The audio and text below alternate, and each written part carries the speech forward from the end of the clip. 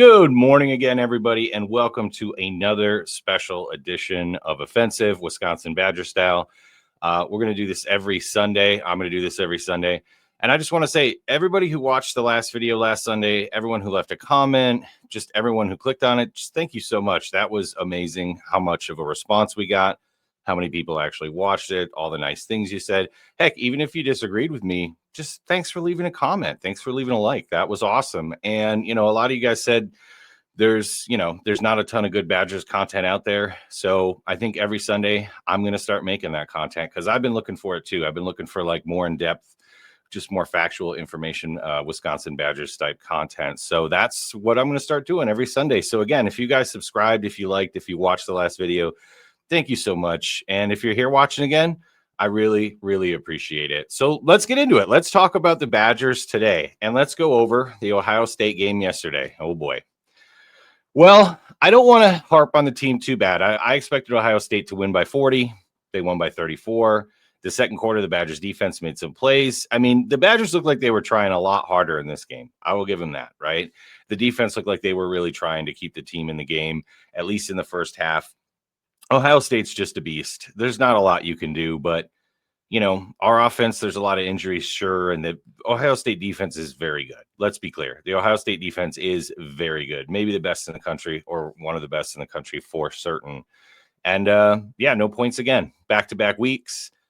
For the first time at home, back-to-back shutouts since 1968. So remember how I said we were bad in the 60s, 70s, and 80s last time? Well, we're that bad again. And back-to-back shutouts. 37-0 last week, 34-0 this week. So let's go to this. The Badgers have now lost 9 consecutive Big Ten games, the most since 1977, and 8 of the 9 have been by double digits. I think that's the biggest problem we're all having. It's not like we've got bad luck. It's not like things just aren't falling our way. The Badgers are getting beat up. They're getting beat up, and the Big Ten is better. Don't get me wrong. This is not 2010 where the Badgers could just sneak a couple wins off against poor Indiana teams and poor Illinois teams and poor Northwestern teams and end up winning the West and, going to Indianapolis for the Big Ten conference game and getting smoked by Ohio State. Like, this is not that Big Ten anymore. Okay, we get that. We understand that.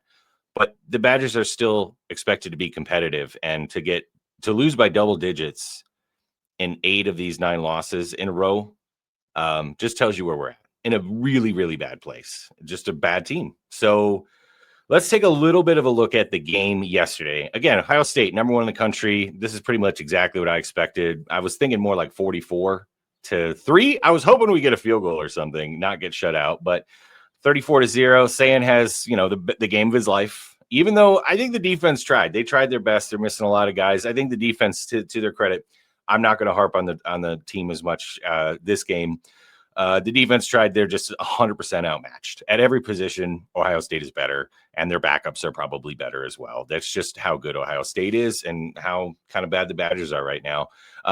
Defensive line, though, did make some plays. I will give them credit. Again, I think the defense was really trying to keep the Badgers in the game.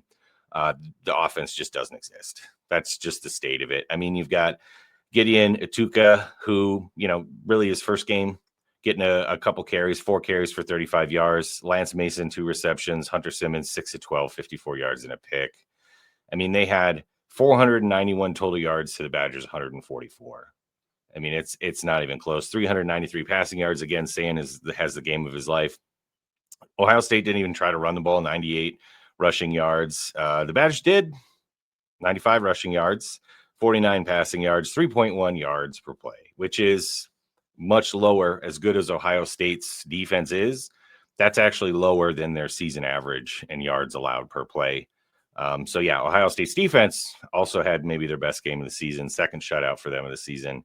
Badgers only had 1 turnover. I think that's what kept it under 40 points, to be honest. The 3 turnovers in the Iowa game, I really think kind of exasperated the issues, but 1 turnover, 34-point win, not a lot to say. The Badgers are, one of the worst teams in the Big Ten. So let's talk about the buyout. Now, last week I talked about Luke Fickell's buyout being potentially the second highest in the NCAA history. And then literally 3 hours later, Penn State, hold my beer, we're going to get rid of James Franklin for $49 million. Yeah, and I don't know if Penn State made the right decision. I know they're kind of stumbling right now, but let's be honest. James Franklin has been an excellent coach for Penn State. They were not in a great state when he took them over. I believe he's been there, more than 8 years, 8 years roughly. And he turned that program around. They were, in the national championship thick of it. They've been in the playoffs. Yes, they were really highly rated this year, and they've had a bit of a falling off. I think a little bit of that is, again, because Drew Allers is just massively overrated. And I think maybe that even Penn State was a little bit overrated going into the season. So, maybe Franklin's success kind of, came back to hurt him. But I think Franklin has been a very good coach, and they bought him out for $49 million because Penn State expects to win. So let's add this to the stage. This is how the Luke Fickell buyout would work. Okay, so in the last video, I talked about, hey, maybe we wait him out. Maybe he comes to some sort of agreement so it's less. I don't know if he's going to do that. But the sooner we get rid of Luke Fickell, the sooner the Badgers fire Luke Fickell and he gets another job, the better it is for the Badgers, because pretty much every coaching job has this written into the contract. So let me just kind of walk you through it, okay? So it contains a standard clause requiring him to mitigate Wisconsin's buyout obligation by seeking comparable employment, basically, the same amount of money. Well, he's not going to get that. But while the new school usually pays the buyout as part of its offer, the contract technically stipulates that Fickell is responsible for finding a way to mitigate Wisconsin's obligation. And if Fickell signs a new contract as a college coordinator, which I could see happening, this is considered a coaching position that would mitigate Wisconsin's buyout obligation. This also includes NFL jobs. If he does get an NFL job, again, probably not likely, but just throwing it out there. If he gets another coaching job in the world of football, that is going to take off from the money that Wisconsin owes him. Okay, so the amount he earns in his new role would be subtracted from the total buyout amount Wisconsin would be owed. So the sooner Fickell is gone and the sooner he gets a job, the less money comes off the Badgers' books. Now, is he going to get $25 million on his next contract? I think that's not going to happen. But whatever it might be, even if it's a coordinator contract, it's going to mitigate something. So that is something to consider, that if Wisconsin buys out Luke Fickell, whatever job he gets next is going to mitigate the amount that we owe him. Okay, so just keep that in mind. Now, let's go to the next thing, because after yesterday and after, the Badgers' kind of bad season and some of their losses, more bad news is coming. So per Rivals, Greg Smith at Rivals, Tayshaun Bardo has decommitted from Wisconsin. Now, he's a 3-star recruit. He's also the second decommit this year. And, it's just, I worry it's going to get worse. I'm really worried it's going to get worse, especially if we keep getting blown out. And I expect us to get blown out next week. I mean, we're going to Oregon. The Badgers are going to be in Oregon next week, and it's going to be ugly again. It's going to be ugly again. So let's look at what their actual commit class is so far for the 2026 season. So Jaden Petit is a 4-star recruit out of Florida. Still hasn't decommitted. Hopefully, we'll see what happens. Dijuba. Dude, Yaya God, I think that's how you say it. That is a great name for a defensive end, by the way. Edge out of Tennessee, Amari Latimer, Jack Severs, Aiden Reeder, and Ryan Hopkins, the quarterback out of California. So right now ranked about 56, so not looking great. 1 4-star so far, a couple of 3-stars. Only one kid from Wisconsin in this whole recruiting class so far, so not really keeping the guys at home, even 3-star guys. So that is another problem that the Badgers are having, and I'm worried as these losses start piling up, maybe this list gets even smaller and more people decommit. I can definitely see it happening. So I'll keep you guys up to date if, that changes, or if maybe more come in, or, more go out. But the sooner Fickell is gone, maybe this makes some changes happen. Maybe these guys are here because of Fickell. Again, he's not a terrible recruiter. Okay, he's actually been a decent recruiter. He's got recruits from all over the country: Georgia, California, Tennessee, Florida, even Ohio, which he said he was going to bring in some Ohio guys. So, he's gotten some recruits from all over, but the Badgers generally do that. They get a couple from around the nation, but he hasn't really done a great job of bringing in a ton of Wisconsin kids. And, I would like to see that change with the next coach. Keep the guys at home. Now, we don't technically have a ton of 5-star recruits, a few 4-stars here and there, and a lot of 3-stars. And I don't know if you guys were watching the game yesterday, but Ohio State starting center was a Wisconsin Badger. He's from Wisconsin, and he transferred to Ohio State. He's now the starting center for Ohio State. So, losing guys like that hurts. It hurts, especially watching them play in that uniform. And I do not blame him at all for going to an Ohio State program and potentially getting, his level up to maybe he gets an NFL career. So like, hey, good for that kid. I am not in any way upset about him. This is more a reflection of the Badger program because those guys could stay at Wisconsin in the past and go to the NFL and, play at an elite level. Wisconsin is known for getting offensive linemen in the NFL, or at least they were. And I'd like to see that come back and, best of luck to him. But it's just kind of sad when you see a player that's a Wisconsin born kid who came to UW and then transfers out to Ohio State. That just kind of hurts. So let's talk about some other big news that I think you guys should know about coming next year in the 2026 NCAA season. So there was a law that was passed in June of this year. As far as I understand it, the law was passed in June of this year. It's the House versus the NCAA proposed settlement. Division I schools will be allowed to share athletic department revenues with their varsity athletes beginning in the 2025-2026 academic year. The initial revenue sharing cap per school has been tentatively set to $20.5 million. There's also expectations that it could get up to $30 million at some point. And NCAA financial reporting from several public universities has arrived at estimates. So this website I found this on had estimates of what teams would spend, because that $20.5 million, guys, is for every sport. It's not just football. Okay. So I know when we think of NFL, again, we're talking about football, we think the majority of the money goes to football, and that's probably what's going to happen. There's probably going to be 80 to 90% of this money going to football programs, specifically universities like Georgia are going to put it into the football program, but a university like maybe Vanderbilt, congratulations to them. They're having a great year. Or smaller programs, might not put as high of a percentage into their football program.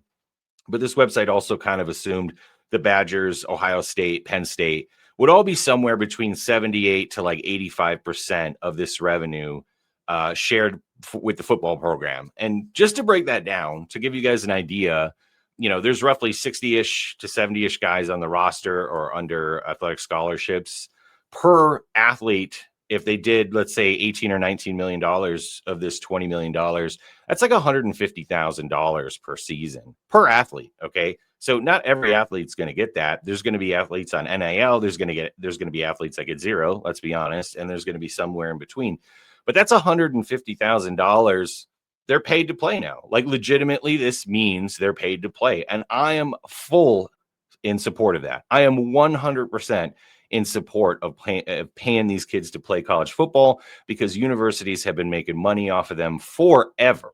Okay. And don't tell me that the universities are poor, that football costs them more money. BS, because a lot of these universities build these huge buildings and things like that based on revenue that they get from football or TV contracts. I mean, just the Big Ten schools alone get tons of money from TV revenue. Okay. Which is based on sports, which is mostly football. So let's not pretend like these kids are not making the university's money. They are absolutely making the university's money. And again, this is just a percentage of their total revenue.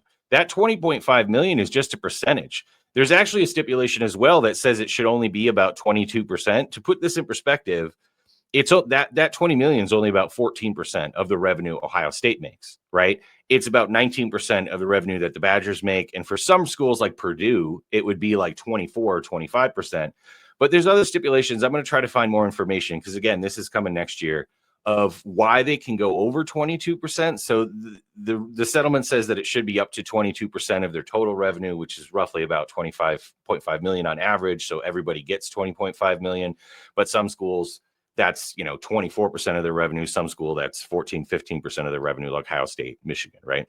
So this is really interesting because I wonder how this is going to affect the transfer portal. Do you guys think, put it in the comments, because I'm still trying to figure out how this is going to affect college football players specifically. Do you think there's going to be more transfers between schools because they're guaranteed money? Do you think smaller schools like Northern Illinois or Central Michigan, who could now pay players, they're not getting a ton of NIL money at schools like that? Are players going to be less likely to transfer out of those schools? Because let's be honest, guys, 1% of NCAA football players go to play professionally after college, right? 1%. It's so small. Most of these kids are never going to make $1 after they get out of college playing football. Okay. So this is it for them. This is their moneymaker for most of these kids, right? And I do not blame them for chasing the money. I do not blame them at all. This is a job. This is now a job, right? Let's think of it that way. This is a job. You have a job. I have a job. If someone's offering you more money to do the same job, you take the job, especially if it's a better company, right? Or a better program or whatever it might be. So yeah, I think this is good for college football. And I think it may, just in my initial opinion, I think it may mitigate some of the transfer portal craziness, because the transfer portal is getting absolutely nuts. And NIL is a little bit nuts too. So I actually tried to find data on NIL spending for every school in the Big Ten. I was going to make a whole sheet for you guys and everything. But the actual thing about it is NIL spending is not publicly shared. Now, that kind of bothers me because these are public universities, most of them. USC is a private school. Northwestern is a private school, guys, but most of these are public universities. So Big Ten spending is not publicly disclosed per school, but recent reports indicate a tiered structure where large market schools could receive more money from a new private capital deal will come. So I was actually looking this up, and there's another deal coming in with just the Big Ten. So like an NIL Big Ten deal, okay? Kind of like the Big Ten network, where companies are going to make deals with the Big Ten, and then every school in the Big Ten is going to benefit from that financially. And obviously, it's capitalism. So like schools like Ohio State and Michigan are going to get more than like Rutgers and Northwestern and maybe Wisconsin. So we'll see. So there's another deal coming. But right now, NIL is not required to be public information. So I found some NIL stuff on like Indiana, Michigan, and things like that. But I really had a hard time finding NIL spending for most of the schools in the Big Ten, to be honest. So if you guys have that information, or if somebody knows it, please throw it in the comments or throw a link down there, because I would love to talk about NIL spending and how it's going to work going forward, especially with this new rule coming out, this new law that allows universities to share this revenue that they're making. Okay, this is really cool. So I think it might somewhat mitigate transfer portal moves, especially for like freshmen and sophomores that are coming in. And a lot of these guys are transferring out because they don't think they're going to play, or they don't currently have an NIL deal and they want to go to a school where they can play so they can get an NIL deal. So maybe this stops transfers of the younger guys, those freshmen and sophomore guys. I don't think it would stop the junior and senior guys, especially if like you're playing at like, Akron and Texas calls and they're like, hey, do you want to come play here? Like, yeah, you're still going to transfer, of course. But I think in some ways this may mitigate the crazy amount of transfers coming on. So now that we know this is happening, and now that we're pretty certain or extremely hopeful that Luke Fickell is not around next year, with our money, what are we going to do? What is the Badger program going to do to rebuild it? I saw a lot of comments that the Badgers need a GM to handle this. Well, guys, they got one. He was hired in February of this year, and I don't think a lot of people know who he is. So let me introduce you to Dr. Marcus Sedbury. He's 41 years old, born in Texas, currently appointed general manager for Wisconsin football in February 2025, oversees all roster management, NIL, and football operations. Okay. He was the deputy athletic director for Wisconsin athletics from 22 on until he got this new role as GM for, administrative functions. He spent 5 years as an associate AD at Baylor. He also worked at the University of Arkansas. He's got a couple degrees. So this is a business guy. Okay. So this is a business guy. He's got a couple degrees. Let's see. So he's a bachelor from University of Nebraska. Master Business Admin, University of Central Florida, and Executive Education, University of Pennsylvania. So Ivy League, pretty important. The Wharton School, if you guys are familiar with that. So yeah, pretty impressive credentials. After all, he is a doctor, right? Based on his, college career there. And he also was the Philadelphia Eagles Director of Player Engagement from 2013 to 2015, Director of Student Athlete Development at Arkansas from 2011 to 2013, and then Assistant Athletic Director for Athletic Development at Arkansas as well. So before he went to Baylor and then eventually came to Wisconsin. So this guy's a business major. Finance is kind of his thing. So, I mean, that bodes well. I don't know about you guys. Do you guys want like Ron Rivera or like Andrew Luck, like Stanford and Cal hired? Like those are big names. But again, this is a financial job. The GM, I don't know how much they're involved in like signing and things like that and talking to players. I think they're more just on the money side. Where does the money go? Right. So this is our guy that decides where the money goes, how we spend it. And he's going to be the one that decides how that $20.5 million is going to be distributed throughout the programs. Because again, this is not just football that this money is for. It's for hockey and baseball and basketball, if you have it, and rowing and gymnastics or whatever it might be. depending on how they spend it. And I'm quite certain the majority, at least all the Big Ten schools, are going to spend around 80% or more of that on their football programs. But this is every university and every sport in the university that can basically share this $20.5 million, up to $20.5 million of their revenue. So Marcus Sedbury is our guy that's going to figure this out. I'm really interested to see how this is going to go next year, with the football program and with some of these guys coming in and with new recruits and with current players. Like, are we going to give guys money to stay instead of transfer out? Do they have an NIL deal? Do they not think it's enough? I mean, he's going to have to negotiate. Let's think about it, guys. He's going to have to negotiate 70-ish contracts because players, coaches, other student athletes. I mean, it's not just going to be the football team. So this guy is going to have to negotiate quote unquote contracts with, hundreds of employees is the way that I see it. So the fact that he's a financial guy, I mean, that kind of makes sense to me. So we'll see how this goes. So I didn't know who he was. I don't know a lot about him. So I did some research and I haven't found a ton of information on him, but he seems very well versed in business. And again, this is a business position. Will that be successful? I don't know. So this is really important to know. And next year is going to be a really big year for Badgers in recruiting. And the recruiting already doesn't look great, especially with the decommits. So the sooner we get a coach, the better. Now, last video I said, maybe we wait out Fickell. I don't trust any of these guys to come in and take his role. I still 100% believe that. I don't trust any of these coaches to come in and fix anything.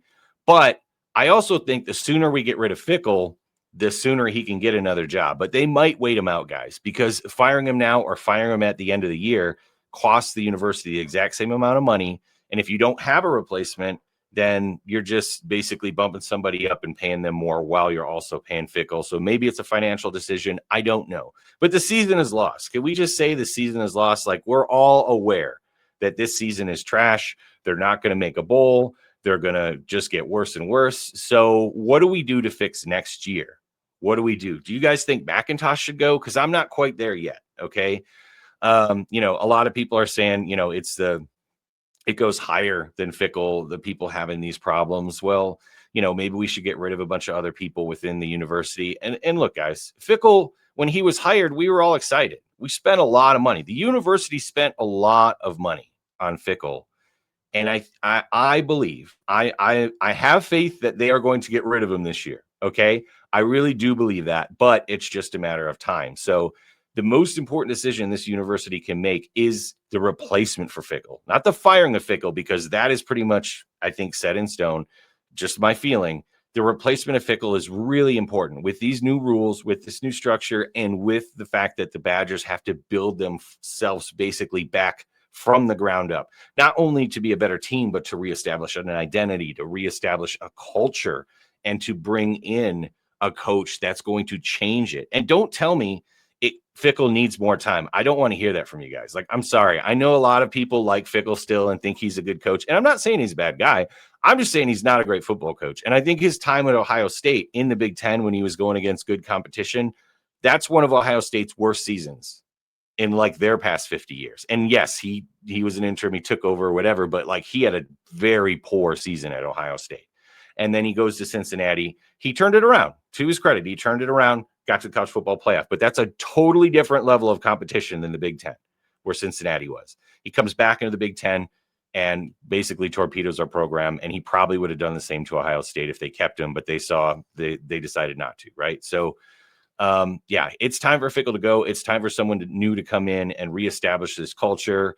And it's time for us to figure out how to spend money correctly going forward with, shared revenue, NIL, that sort of thing. So again, if I find NIL revenue for the Big Ten, or if you guys know where I can find that, please share it with me, because I think that's really interesting. I'd like to kind of break it down school by school and go from there. But more to come. I'll be back next Sunday, guys. We'll talk about the next game. We'll hopefully have a video where Fickell actually is bought out or fired. Hopefully that does come before the end of the season. We shall see.